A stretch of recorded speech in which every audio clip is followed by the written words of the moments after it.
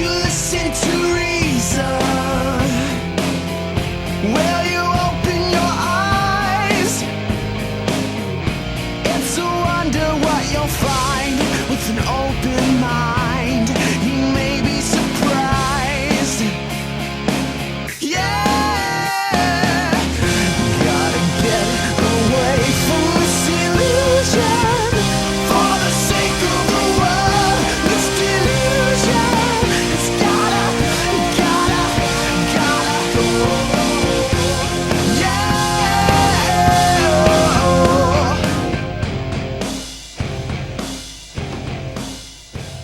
Hey everybody, welcome to the Atheist Experience. We are live. It is August 24th, 2014. I'm Matt Dillahunty. Joining me this week, Tracie Harris. It's been like forever. Wonder Twins. Martin had to duck out in order for me to get Tracie on. And it wasn't going to happen either because I'm gone almost every week in September. So That's crazy. The 1 week we were scheduled to do it together, I was going to be gone. How's everybody out there in TV land doing? We're having a lot of fun here. We got some callers lined up. This is a live public access television program out of Austin, Texas, and the number will be up at the bottom of the screen, and we talk about what you believe and why. And I don't know, but first, what have you been up to? Oh gosh, not much. I'm never up to much. I don't do a lot. See, we have no joy in our life. We don't do anything. I'm going to be on Atheists on Air tomorrow if I'm allowed to talk. I don't know. Are you? Tomorrow night they invited me on, so I'll be doing that. I guess I should mention it. And I was on Skeptic Fence yesterday. Oh, and the other thing that's coming up is the Doctors Without Borders benefit. DPR Jones contacted me, and that's the weekend of September 6th and 7th. Basically, it's a 24-hour live video extravaganza to raise money for Doctors Without Borders. And you don't ever see like Homeopaths Without Borders. Yeah. Like, I don't know. Because they're boundless in stupidity. Someone will probably send me a link after the show. Like, here it is, Homeopaths Without Borders. You bet. Well, go back to when I said nobody believes in Zeus anymore, and what happened right off the bat. Oh, I do. I believe in the Greek pantheon. Yeah. And the Roman one too. And also Satan. But anyway, it's a live call-in show. We're going to get right to the calls right off the bat because, you know. I only had like an hour to come up with something, so we're doing Tracie filled in calls. at the last minute, and we're just going to take calls. So we'll start with Ryan in Baltimore. How are you? Right. Hello? Hey, how you doing? Good, how are Doing you? well, thanks. I'm pretty good. So I guess the reason I'm calling, what I wanted to talk about was something that's been on my mind lately, the notion of respect for the dead. There was a news story I'd heard recently, and it might have just been a local story, it might not have made the news out there, of a woman who had been caught on surveillance cameras taking a stuffed teddy bear doll off of the grave of I presume a toddler or something that had passed away, and the entire, all the comments and everybody who read the story was just absolutely outraged that she should do such a thing, and all I could do was just sit there thinking, yes, so what? The child was dead. It could no longer enjoy it. It was effectively this woman picked up a toy that was left laying in a field, and I'm wondering if I'm completely the jerk in this situation, or have we put this overinflated sense of respect for the dead on? I think this is more about respect for the living. Yeah, somebody put that there out of their loving association with that child who had died, and someone disrespected that relationship. That's the problem. Yeah. I guess, and certainly I could see the argument if, she had dug up a grave, smashed open a mausoleum or something. It just seemed like not a big thing to me, and I guess I'm just a trick. I think if that was your dead child that you left the teddy bear for, it might be a bigger thing to you. I mean, you might be the kind of person who's not going to bother leaving a teddy bear at the grave of your kid, but if you were, it'd probably be a bigger deal. That's the thing, is that funerals and grave sites and that stuff, they're not for the dead, they're for the living. Memorial services are for the living. Now, when I die, I'm donating my body to science, give out whichever bits somebody can use and experiment on the rest and then burn it up so that it's not taking any, whatever the hell you want to do to it. I don't care. I'm dead. It can't possibly bother me. But one of the things is that it's not so much respect for the dead, it's about people's relationships and their memories. And if somebody comes along and, puts a teddy bear at the grave of one of their children who've died, and somebody comes along and steals it, well, first of all, it's theft. If nothing else, it's theft. You took something that didn't belong to you. And what you're doing is you're saying, I don't have any respect for the dead or the memory, and I don't care if you do or not. I'm taking this. And it's just kind of a dick move to do. Okay. All right. Well, I guess I hadn't really thought of it that way. I just was thinking, like I said, the individual couldn't enjoy it anymore, so what was the harm? But yeah, I guess I just hadn't thought of it that way. Now, the other thing is that, if we do a better job of teaching people about life and about death being an eventuality, and give them better tools to cope so that they can grieve properly, and that we don't have to rely on religious ideas about souls in an afterlife and making up to people, in an afterlife. I think we might see some changes in how people generally view, death and the dying and the dead. And it would not necessarily be problematic to talk to somebody and say, why is it that you keep going back to this grave year after year? Is it just to bring up a memory? Because I've seen people stand there and talk, hey mom, here's what's going on. Do they really think that the deceased is listening? Many of them probably do. Many of them think that they're up in heaven, and maybe the gravesite acts as a conduit of some sense. Yeah. But I think if we do a better job of teaching people how to cope with loss in that way, you might see a little change about how we, memorialize our dead if we do it all. All right. Cool. Well, cool, great.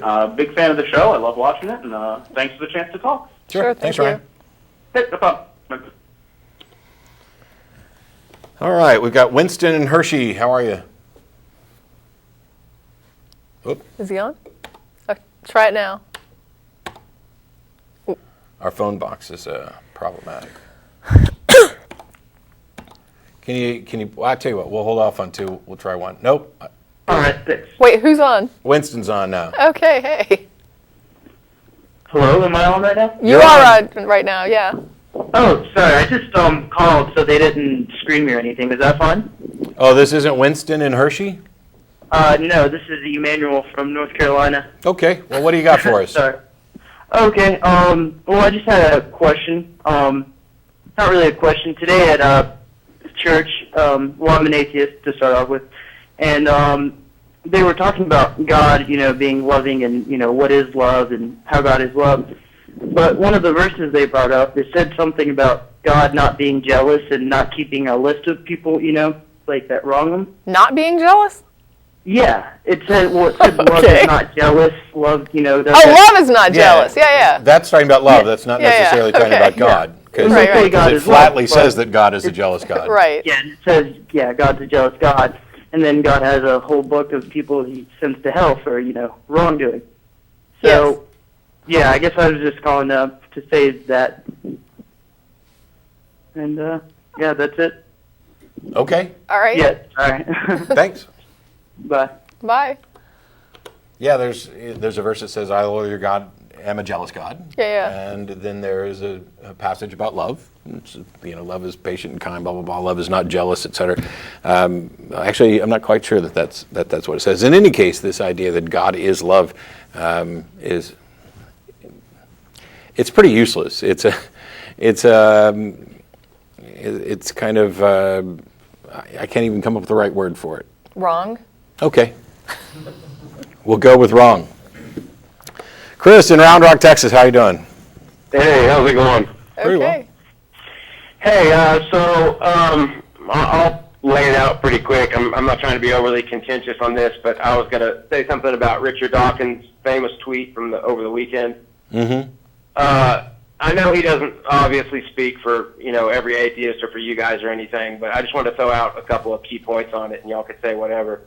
One is, I just found it kind of like a punch in the stomach because I know in particular one family who have a really highly functioning Down syndrome child, and to say that it was inhumane to bring this kid into the world, I find that's a little tough for me. But and then the other 2 points. Number one, following this logic of what is a dignified life, whether or not you're taking care of yourself or not, or whatever the intelligence of the person is, whether or not it's inhumane or humane to bring that person into the world. I think that's quite a slippery slope right there. And then finally, I mean, just the whole idea of they're not independent. I mean, I think we're all intelligent enough in the ways of, life and ecology and everything to know that none of us can really claim that we're completely independent anyway. Yeah, So, I will just say, just to kind of qualify that, and I'm not defending anybody, I'm just responding to this one part of your statement. I think when people talk about independence, they're talking about just like the normal state of independence that the average person is capable of reaching. I got it. I think they're putting. I don't think that they think that they survive in a vacuum. No, yeah, absolutely. Yeah. But what I'm saying is, And again, I'm not defending anything here. I'm just kind of pointing out that I'm pretty sure that when I hear somebody talking about that, I think of that context. Well, no, and that's the context I think of it. Yeah. But when I stop to think about it, I immediately go to the idea of, okay, well, what is the basis of this idea of independence? And I just think, a lot of people are people who have diseases, people who have, difficulties with, more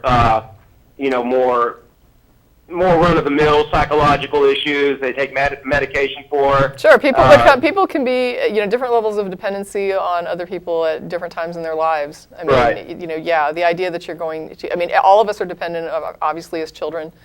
The ideal for most of us would be to raise children that would be independent, and then ultimately, as you get older, if you survive long enough, you'll probably become dependent again. And in the meantime, in that distance between childhood and old age, there's a number of things that can happen to you to make you more or less independent on.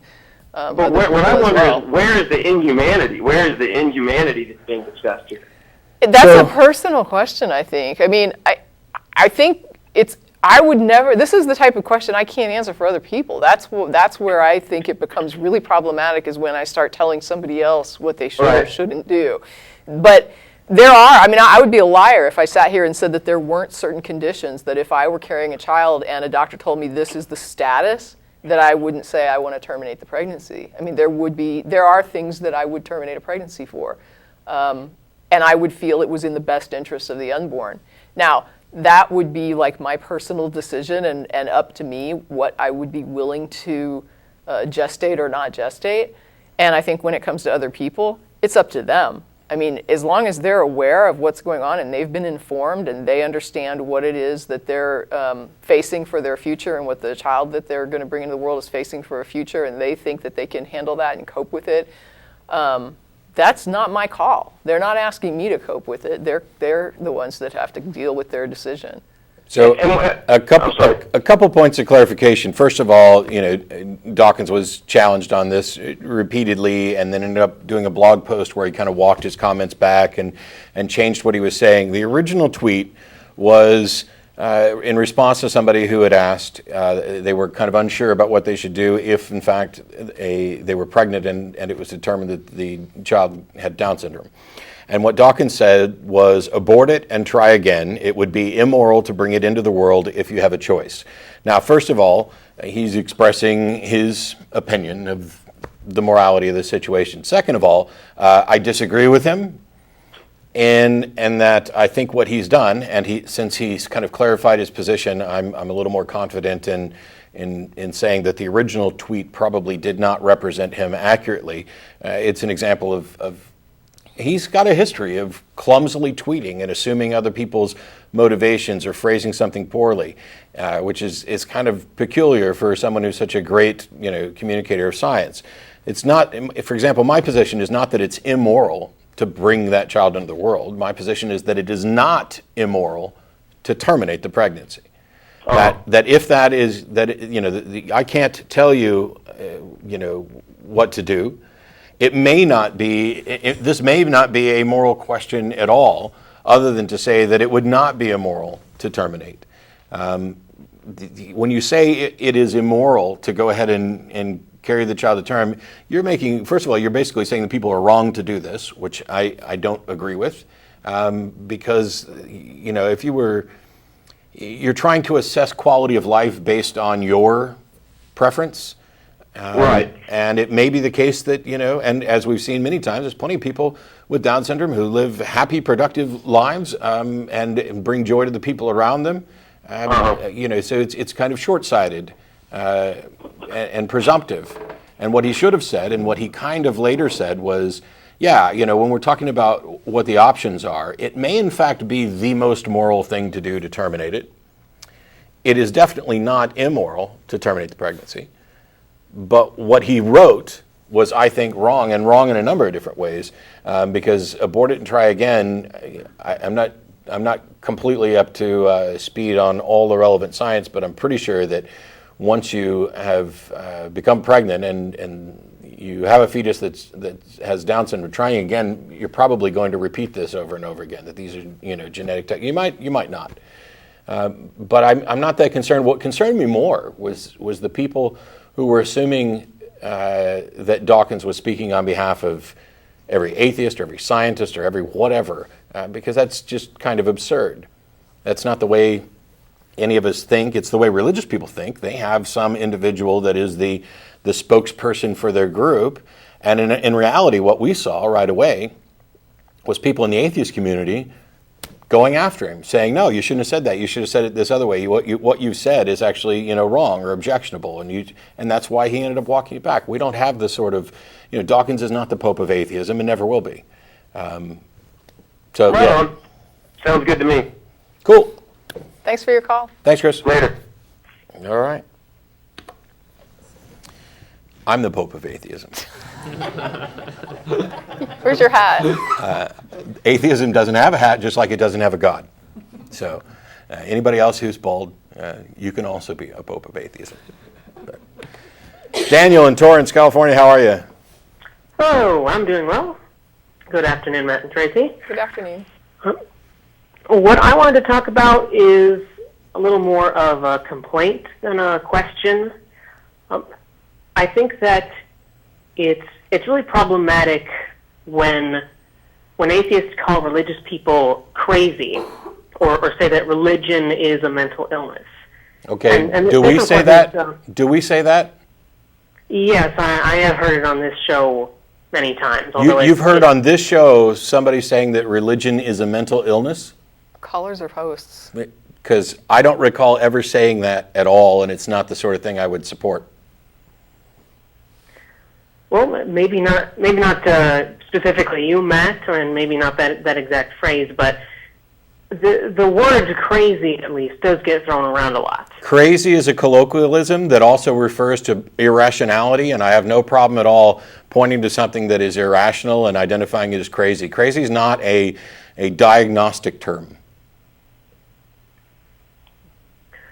Well, that's fair to have that understanding of the word, but surely you also recognize that not everyone who's listening is going to understand the specific definition of the word you're using. Most people are going to hear crazy and they're going to think you are referring to mental illness. No, I'm not aware that that's what most people are going to think. Why do you think that most people would think that? Especially given the number of times we've talked about the fact that we used to be religious. We don't view it as a mental illness. We view it as mistakes in thinking, that we were wrong, that we don't think religious people are necessarily stupid or unintelligent or anything along those lines. I mean, I don't know how many times we've said that. And not only that, but when we talk about something being crazy or irrational, we're talking about the idea and not the individual. I mean, I can't count the number of times I've come on to say that if I say somebody's being an idiot or a moron, that's true for all of us at some point about something, and I'm not summarizing somebody's entire character. I don't know how you get to this idea that most people are going to think we're actually claiming that religious people are mentally ill, when I think in many occasions we've gone out of our way to say the exact opposite. If I thought somebody was mentally ill, if I thought their religion was a result of mental illness, why would I spend time arguing and discussing and educating people? Because it seems clear to me that my intent is to change their mind, and I have to think that they're capable of changing their mind, which I don't have any good reason to think that's the case if I had presumed that this was due to mental illness. Well, that's very nice to hear that is not the opinion of this show, although I will insist that there is very much a widespread in the atheist community in general of the sentiments. Yeah, there's a lot of stuff that is widespread, especially in online atheist community, which I'm not even sure qualifies as a community or part of the movement. There are a lot of assholes who say all kinds of stupid things repeatedly to anybody and everybody and about everything.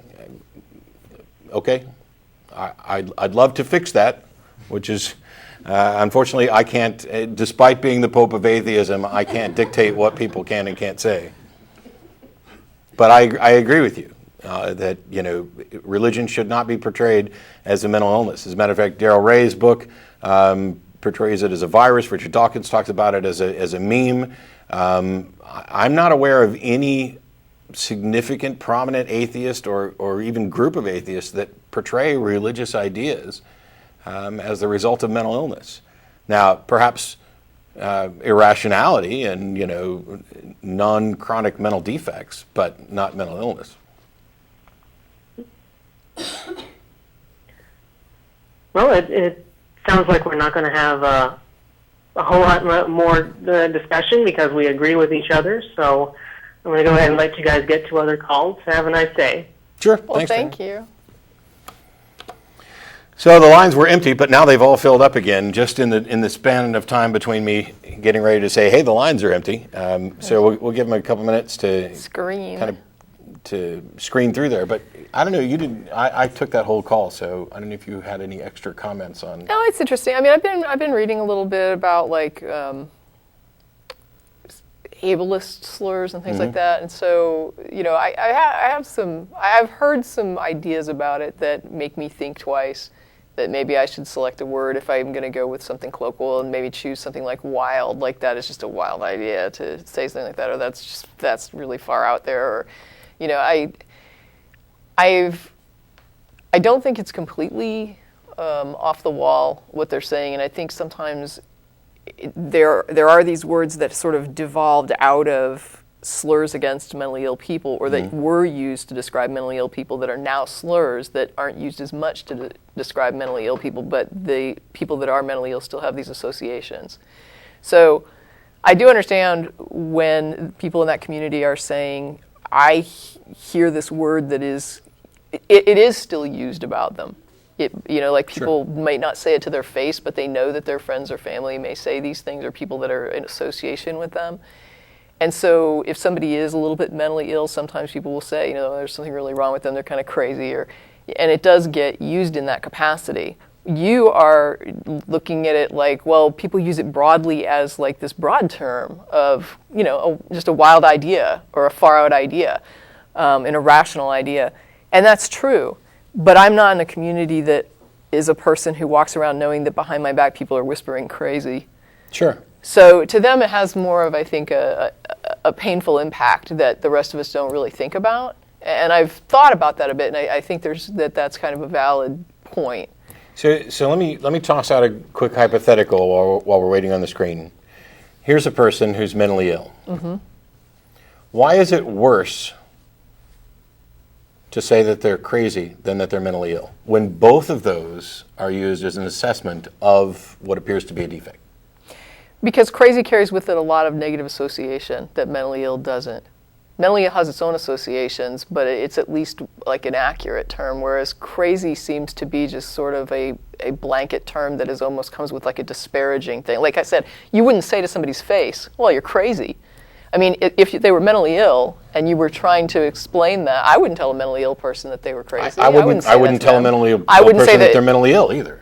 Because I'm not in the position of No, I'm not saying evaluating them. Sure. But I'm saying if you have a friend who is mentally ill and you would talk to them, it's like, your mental illness, blah, blah, blah, and you might be describing that or talking to them about it. But I wouldn't say, yeah, your craziness or, your moronic attitude or your idiot view or your idiot perspective. You wouldn't use those words. But those are words that were used to describe people that were mentally ill in the past.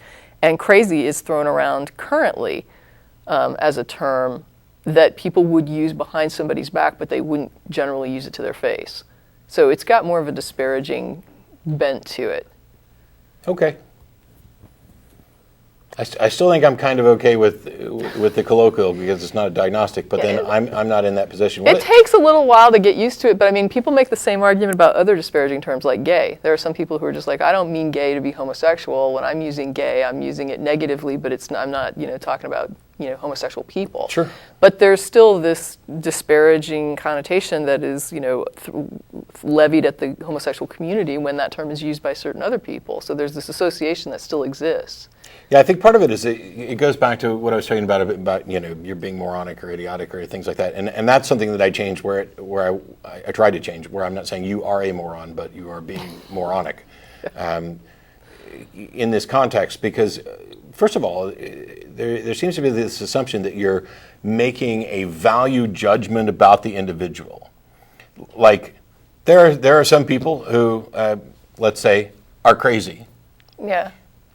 Does that mean that this is their fault, or there's something about them that we're going to view, I mean, it's definitely a negative characteristic, the idea that, you're irrational. Generally, yeah. Yeah. And so if you are irrational, and I say you're irrational, that's preferable to saying you're crazy. Maybe not to the person you're speaking to, but to somebody who's mentally ill that hears the conversation. Okay. Yeah. The person you're speaking to probably isn't going to like it any better no matter how you frame it. I'll go with that for now. Steve in Brooklyn, New York, thanks for calling. Hey, how you doing? Pretty good. Well. As a Catholic believer coming from Christianity, because I was always studying your atheist movement that's really going on right now in this country and the rest of the whole world. And if someone wanted to be an atheist, when you leave supposedly religion, you leave their moral codes and their morality. So if somebody was to do that, I was questioning, where do atheists, do they have morals, and where do they get their morals from? Yes, we have moral views. We get them in the same place that everybody else does, from reason and empathy. The idea that morals come from religion or religious pronouncements is patently absurd, especially when you take a look at religious texts like the Bible, which are full of immoral pronouncements. Do you think slavery is moral or immoral? Well, I think slavery is immoral. Okay, then why does the Bible say that it's not? Because there's too many misconceptions. What do you mean there's misconceptions? The Bible explicitly endorses slavery. Right. But okay. what I'm trying to get at is it kind of it makes people, when they look at it and read some of the Bible, it makes them pretend something, that it exists, and then the people, when you talk to religious people, they say, no, that such thing isn't in the Bible, I have no idea what you just said. No, in other words, what I'm trying to say is sometimes people who, non-believers would say, okay, slavery is in the Bible. Yes. And then when you speak with other religious people, they say, I don't know what you're talking about. Okay. So you open the Bible and you look up the passages on slavery, and you see open who's to Exodus correct. and you read it. Yeah. Yeah. It's easy to check. So you're Catholic, right? Yes. And you think that you get your morals from God? Well, that's what we always were taught. Okay. But you understand that the Bible endorses slavery, right? Yeah. Okay. And so that means that the Bible has something in it that you think is immoral, correct? Correct. Okay.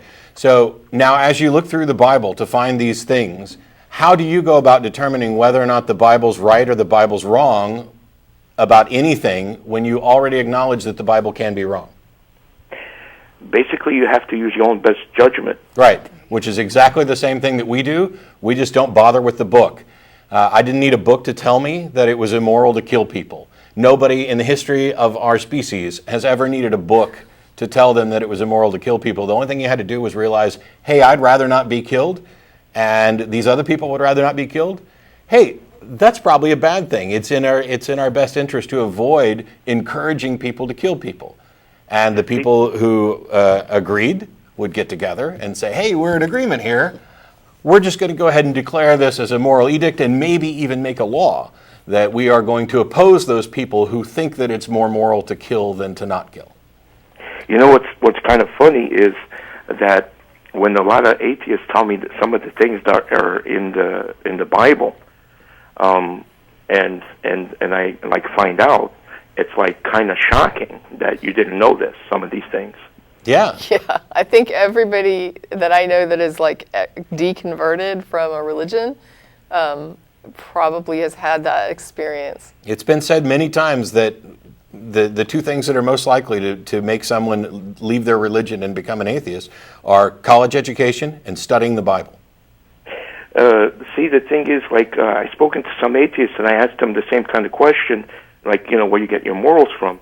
And basically, I got different answers, and some told me that, you could also, like, take the 10 Commandments and take out the God parts, and you could follow some of those, kind of guidelines. Sure, and I don't know. You could, but the big question is why. See, having just a list of things, first of all, you take the 10 Commandments, you're going to have to get rid of most of them because the first half are all religious. And I'm the Lord your God, do not have any other gods before me, and all this other stuff. As you work through it, you're using some mechanism to evaluate this list of 10 and narrow it down to the ones that you think are worthwhile. So you didn't need to start with the book in the first place, and the fact that they're written in a book or the fact that somebody's made a list is completely irrelevant. The question is, what do you view as moral and immoral, and why? And if your why is because it's in a book or because I think God said so, then you've already divorced yourself from any conversation about morality. Because as soon as you say the morality is whatever God says it is, then if God decides to say, okay, it's now morally correct to rape and murder, then that has to be true. So that is clearly a poor foundation for morality. And if you Google superiority of secular morality, there's a lecture I've given on this, 4 or 5 times, that talks about why religious moral systems not only aren't moral systems, they're just moral pronouncements, but why secular moral systems are in fact better.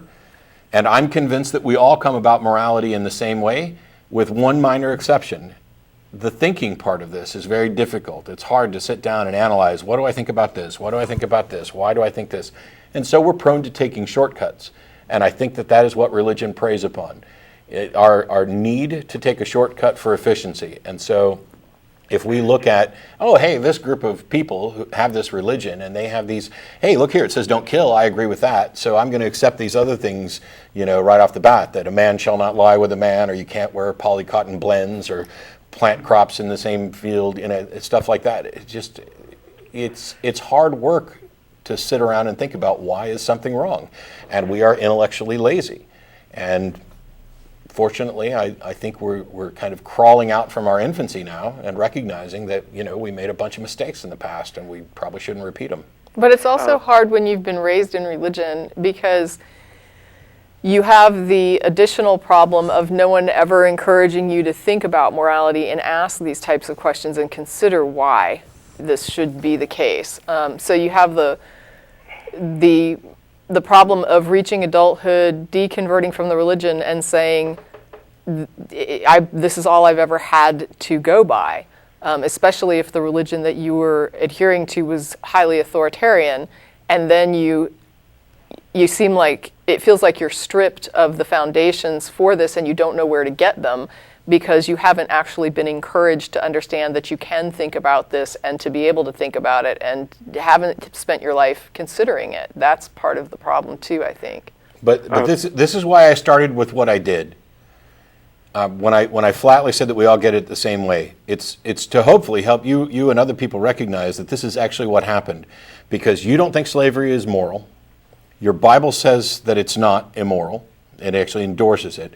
And so there's a conflict, which means you're not relying on the Bible or the Bible's portrayal of God to make a moral evaluation. You are relying on yourself and your reasoning abilities. And once you realize that you can do that for slavery, you can do it for everything else. You can say, hey, the Bible got some things right. There are clearly some things that are true and valuable in the Bible. Almost nobody would ever deny that.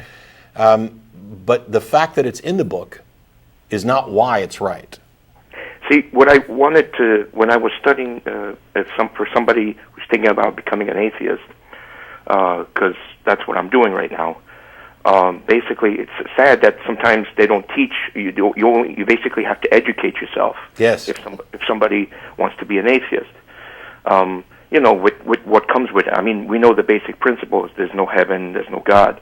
But I was looking at secular humanism, and some atheists and free thinkers were telling me, who are humanists, that sometimes secular humanism also helps atheists get morality. Is that true? Yes, and so there's a couple of things I want to clarify. This idea of wanting to be an atheist. An atheist is simply a position on the God issue. It's not something you necessarily want to be. It doesn't tell you anything about how to live your life or anything else. It's not even a goal. It is, do you believe that a God exists? If your answer is yes, then you're a theist. If your answer is anything other than yes, then you're some version of non-theist or atheist. And atheism doesn't require a positive belief that there are, in fact, no gods. It just means that you're not convinced that there are. Secular humanism is what happens when people who don't believe in a God set out to create some sort of structure of their life. They say, hey, you know what? We don't believe in a God anymore, but we've still got to cooperate. We've still got to get along in the world. What are the best ways to go about doing this? And so if you read, for example, the Secular Humanist Manifesto, where it talks about, we are on our own. It's up to us to solve our problems. We need to do this, through reason and evidence and have kind of a science-based worldview, because that's the mechanism that consistently demonstrates that it's most likely to produce good results and accurate models of reality. There are aspects of secular humanism that most definitely form a foundation for a moral structure. See, no, the only thing I was trying to figure out is, because I even spoke with certain atheist humanist organizations out there, and also like the American Humanist Association, and some of them are giving contradicting definitions of it. It's in regards to and what do humanists accept? They supposedly accept homosexuality, abortion, euthanasia. So any particular group could have a list of position statements, and they may not agree. It seems that the things that you're pointing to as potential contradictions are in fact the difficult questions of life where we may not have settled it. I mean, not everything is as easy as, hey, should I kill this person? There are some more difficult questions. The problem is, one of the things that I pointed out about secular morality is that it has the goal of getting better at getting better. It has the goal of evaluating situations to find out where we've been wrong in the past so that we can be correct or more correct in the future. I'd recommend Sam Harris's book, The Moral Landscape, because it has this view of pinnacles, where for any individual situation you could reach the moral pinnacle, which allows you to see further about what's right or wrong. That doesn't mean that the fact that people have given up a belief in a God doesn't mean we're all going to necessarily agree on absolutely everything. I've debated abortion on 2 different occasions, and one of them was against an anti-choice atheist, a former Catholic who was opposed to abortion, who wanted to argue opposition to abortion from a purely secular perspective. And we did this debate at the Texas Free Thought Convention. The fact that you don't think there's a God, Tracie and I, neither one of us believe in a God. That doesn't mean that Tracie and I are of one mind on absolutely everything. So in other words, every atheist you encounter could have a different opinion and a different view on every topic. Yes. Almost every topic. I mean, when you phrase it like that, it makes it sound like we're wildly varied. And matter of fact, not just atheists, but pretty much every human being. There's not quite the variety that you would expect from everybody could have a different opinion about everything, because we're physical beings in a physical universe, and there are truths about the consequences of our actions, truths we all recognize. I don't think you're going to find too many people who think that if you take a knife and stab it into somebody's eye, that you've actually increased their health. Almost nobody's going to think that. So they just exercise a little caution with saying everybody could have wildly varying opinions. And the fact that there may be varied opinions has no impact on what the truth actually is. Right. See, the thing is, when I was told by some of these people, the atheist part of the humanist community, that humanism, one says that if somebody agrees with abortion or doesn't agree with abortion, you could have 2 different views. But there's other humanists that say, well, we accept abortion and there's nothing else to say. And that's why when I was hearing that from, atheist humanists, and I was saying to myself, so who's right and who's wrong? So in other words, you can have both as a humanist, and if someone wants to be a humanist, they could have a view on abortion and divorce or homosexuality. They could either accept it or not accept it. Sure, but not everything's just a matter of opinion. It's possible for people's opinions to actually be wrong. I mean, the Atheist Community of Austin has a list of position statements that we wrote up over a few years, and they cover a handful of topics that are derived from our foundational principle of supporting church-state separation. Members of the organization are not required to agree with everything in that position statement, but it demonstrates, the position statements represent what the group is going to be focused on, whether any individual objects or not. I can't force anyone to see reason or to agree with me. All I can do is attempt to persuade. This is one of the key differences between religious, moral, quote-unquote, systems and secular systems, and that religions, their moral systems propagate through coercion, conversion, and conquest, and secular moral systems propagate through reason, evidence, debate, discussion. It's two completely different dynamics. I want to convince you with regard to secular systems, and I want to convert you with regard to religious systems. So are you, other than an atheist and a free thinker, I'm assuming that you are, I'm assuming you're also a secular humanist. Yeah, I tend to identify as a secular humanist. Yeah. So basically, if another atheist or free thinker comes along and disagrees with your stance, like on, let's say, euthanasia, and say you think it's morally right, and they may say it's immorally wrong, as a humanist, everybody's entitled to their opinion then, right? Yes. Yeah. That's what I wanted to get a clarification of. That doesn't mean that their opinion's right, and it doesn't mean I'm not going to try and talk them out of it. I mean, that's the thing, is now we have a disagreement. How do we resolve it? It may be the case we never resolve it. Yeah. But it may be the case that we do, and if we do, then the preferred method is through reason, evidence, argument, etc. So is there a reason why sometimes you meet like certain atheists and free thinkers, and sometimes they tell me, I'm only an atheist and a free thinker, but I'm not a secular humanist? There's a reason why atheists sometimes don't want to be a secular humanist? Yes, but go ahead. No, I think that's, I'm sure they have their... There's at least one in this room, probably more, and the ones that I've talked to have said, some of them tend to not want a formalized structure because it feels perhaps too much like religion. Some of them have quibbles or disagreements with some of the foundational precepts of secular humanism. You have atheists who are, nihilists and anarchists and, communist, socialist, whatever. You have a lot of ideologies in there that may fly in the face of what a secular humanist group does. But secular humanism is not a religion. Well, not technically, although the Supreme Court has ruled that it can be viewed as such with regard to religious protections. And there are some secular humanists who would identify it as a religion. Hey, what's your religion? I'm a secular humanist. And basically, so I'm assuming other than a free thinker or secular humanist, is there anything else an atheist can also be? Something that I haven't, overlooked? You can pretty much be anything as long as you don't believe a God exists and still be an atheist. Be anything except a theist. Yeah. Right. Because, there's also something called pantheism. Yes, but I think that there's some disagreement on whether or not pantheism and panentheism fit on the atheism side of the theism-atheism divide. I put all of that on the theistic side. Right.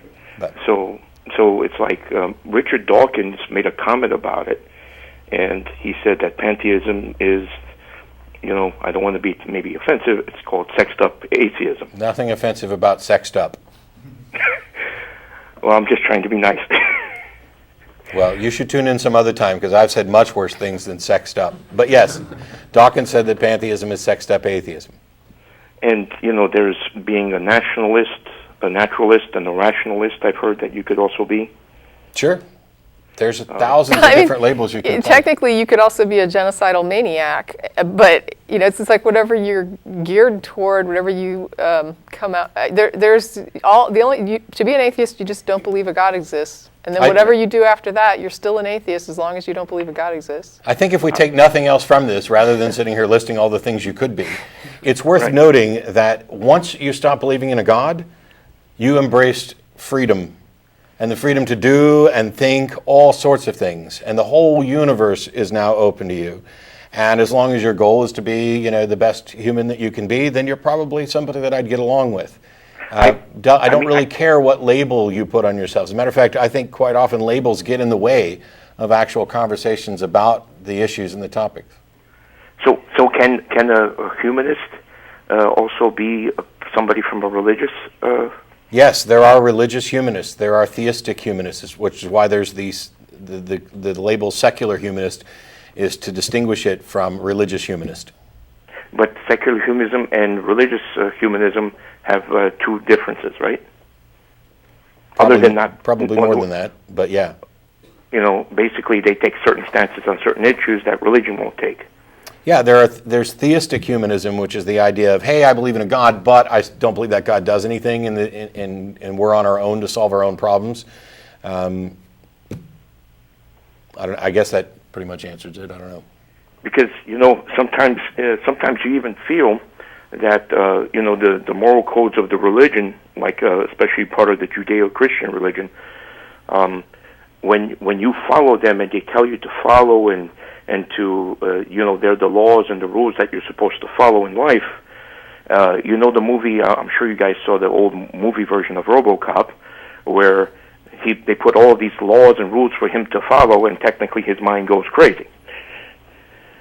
Yes. I'm just making giving an example, and basically that's how I feel with religion. That if you take it too seriously and too literally, it could drive you nuts. Okay, now I gotta jump in. I was just getting ready to say let's go on to the next caller. Thanks for calling, but you when you talk about religion and you say if you take it too seriously you could go nuts. My primary concern is whether or not it's true. If in fact Catholicism were correct, you would be foolish to not take it as seriously as possible. If this is the truth, that there is a God who has these things that he expects of you, that there is an afterlife that is contingent upon what this God thinks, it would simply be the most important thing, and I don't know how you could possibly take it too seriously. And when I hear people talk about, well, I'm religious, but I don't take it too seriously, what I think they're saying is, I don't actually believe any of that crap, but I'm going to go ahead and kind of act like I do and pretend like I do because, maybe there's some benefit in it, or, maybe some version of Pascal's wager, I might get the ultimate reward out of it. But it all seems really kind of hooey to me, but, everybody around me believes. That's what I hear when I talk about people. I'm an atheist because I took my religion seriously. Because I realized that if I was correct, there was nothing that could possibly be more important. And I don't understand this mentality of saying, oh, well, I'm religious, but I don't really take it that. I mean, don't get me wrong. There were times in my life where my religion wasn't that important to me, where I didn't really care. But when you get to the point where you care about truth, if it's true, what could possibly be more important? See, I recently spoke to a Catholic the other day, and they told me that they analyzed me and they say, you take religion too seriously and the laws and the rules, and it will burn you out. You got to take it easy. They said, basically, take it easy. Don't follow it too seriously, and basically, just have a little more freedom. Yeah. So we're back to surfer dude Catholicism, which is unimpressive. And then when you hear something like that, then you start thinking. Then a lot of people are starting to kind of be liberal and very lenient toward all of that stuff. Yep. And basically, because I will admit, I got burnt out. I got burnt out from it, and I have to, But do you believe that there's a God? Right now, I'm in limbo. Well, then you're an atheist. If you can't say, yes, I actually believe there's a God, then you're an atheist. Basically, right now, what I'm doing is my self-exploration, and I'm trying to, gather as much evidence and question religion as much as I can. I found out that, atheists don't believe in a soul or a spirit. We don't believe in such thing as sin. Welcome to the club. So first of all, you start talking about all the things that atheists don't believe. That's not necessarily the case. Correct. You could be an atheist and still believe in a soul, still believe in an afterlife, all kinds of stuff. I don't think you should. I think it's irrational. I think that it is bizarre to be in this position where you don't believe in a God, but you're willing to believe in souls and stuff. And I think souls are probably one of the religious ideas that are most, to me, obviously false. I don't know if you ever heard of Greta Christina. I know Greta Christina very well. I was with her just this past weekend. We've been friends for years. And basically, she's inspired me to be an atheist. Cool. And basically, she wrote a good book called Coming Out Atheist. Yep. And basically, she said in one of her YouTube videos that I saw that there is no magic bullet against people who believe in religion to get them out of it. But if something maybe that you analyzed and I've explored and found, what if I found two magic bullets that are a possibility that you could use? Yep. And those are, okay, if like we say, they say that we may not have a soul. Doctors, there's a website out there, it's called the humantruth.info/souls.html. Everybody could read it to their heart's content.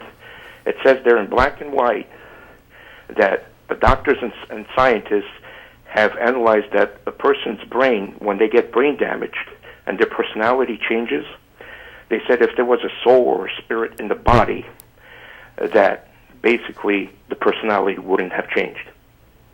There are a lot of experiments and problems like that. That's one of the reasons why I said that the soul is one of the most obviously wrong ideas. There's plenty of things in neuroscience where they've investigated where you end up with a brain with a hemispherectomy that develops two distinct personalities. What happened there? Did you get an entirely second soul? Because one of the personalities is a theist and the other one's an atheist. We know that you can reset memories, personalities, preferences. You can make it so that you can't make new memories. All of these things. If there was a soul in there, what's going on with a soul in a brain like that? If my personality and all my memories and everything else are completely reset and changed, does that mean that the old soul is gone? Has the old soul been corrupted? Is the old soul trapped with a new soul? I mean, none of it makes any sense. And when you go further, when you talk about the doctrines within Christianity, for example, if I have a brain incident that resets my entire personality and tonight, and my new personality is a Christian. Am I going to hell? Am I going to heaven? Is this new personality me? I mean, there's real questions about identity, and it's one of the things that I've said that nobody is in heaven. Based on the model within Christianity, my mom is convinced that she's going to go to heaven and that I'm going to go to hell. And I can demonstrate that my mom is absolutely wrong, because in heaven there's no sadness. And my mother will always be sad that I'm in hell, which means whoever is in heaven is not actually my mom. It may be some doppelganger facsimile of my mom, but it's not my mom. But if a person supposedly has a conscience, right? Supposedly, we have a conscience, right? Wouldn't a conscience need to be connected to a soul? First of all, I don't know that conscience is anything tangible that is connected to anything. I think it's a label we put on our intuitions and suspicions, our own inferences living day to day. It's not like there's a brain and my conscience is here and it needs to be wired to my soul here. I don't see why anything like that. I don't see how anything like that could even possibly be true.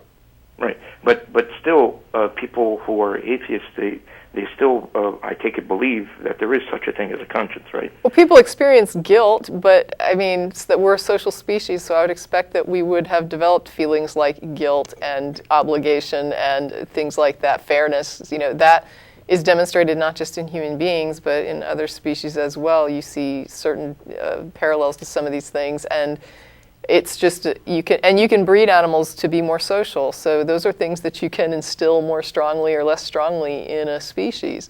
And to me, a conscience is just sort of that thing that it's part of the set of moral tendencies that is evolved in social species that helps us to bond with other members of our species. And part of that is guilt. It's like those reactions that help us understand or allow us to understand when we have crossed a line and caused some sort of infraction or harm to somebody else that we know is not like a good thing within this group. And so we then, if we didn't have those feelings, we might not be motivated to adjust, I guess, those behaviors in a way that helps. It helps us recognize when something has gone wrong. We might still recognize it. Someone could come to us if we. Not everyone has feelings, right? I mean, not everybody. There are people who don't have that lack a lot of these feelings, or that don't utilize them to the same extent as others. Because, like any traits that are evolved, you're going to have people that have have heavy amounts of them, and people that have much less of it or none. For those people, I don't want to leave it out there that they're unable to understand when they've done something that's incorrect or something that causes harm or a problem, but they may not have that emotional trigger. So for them, they might have to work a little harder to understand that they've behaved unfairly, whereas somebody who has got that evolved emotion, of guilt that is like pretty well a standard feature of a human being at least, they're going to have that reaction. And the guilt, it's important to realize, can be molded. So you've got that sort of capacity for guilt, but what makes you feel guilty is going to be a product of your culture. See, the thing is, what I was curious to know is if atheists, some of the right side that maybe are misconceptions about the atheist side, supposedly, is if that atheists are immoral, and that basically, so if atheists are immoral, because there's good atheists and there's bad atheists, so if atheist does something immoral or bad or something bad to somebody, do atheists punish themselves, or do they say I'm sorry to other people? Some of them do. I just had a discussion with someone like this online, and I was talking about this very issue, the idea of, what if I came to you and I offered to rectify a situation where I had done you wrong? I realized that I had treated you unfairly. I admit that I had treated you unfairly. I explain what I had done wrong. I understand why it's wrong. I tell you it won't happen again. And I ask you, will you accept recompense for this? And the question I asked the person was, what if I sincerely meant all of that, but I didn't have the feelings of sorrow or guilt that often accompany that? Would that be acceptable? To me, that would be acceptable. To the other party, they said it wouldn't be acceptable, or wouldn't be as acceptable as if the person had the actual feelings that accompanied that. So there's, again, different opinions. And on that note, Steve, we're at the end of the show. I apologize. We got to let you go, and I apologize to the other callers on hold. Thanks, everybody, for tuning in. We'll be going to dinner after the show at El Arroyo. They'd put the address up previously. And next week, there will not be a show because it's a fifth Sunday, so we'll be taking that week off. And I'll be gone much of the month of September, so you won't have to listen to my blabbering. And by the way, for the guy at Salon, this is not flames and an infinity symbol. It's a craps table.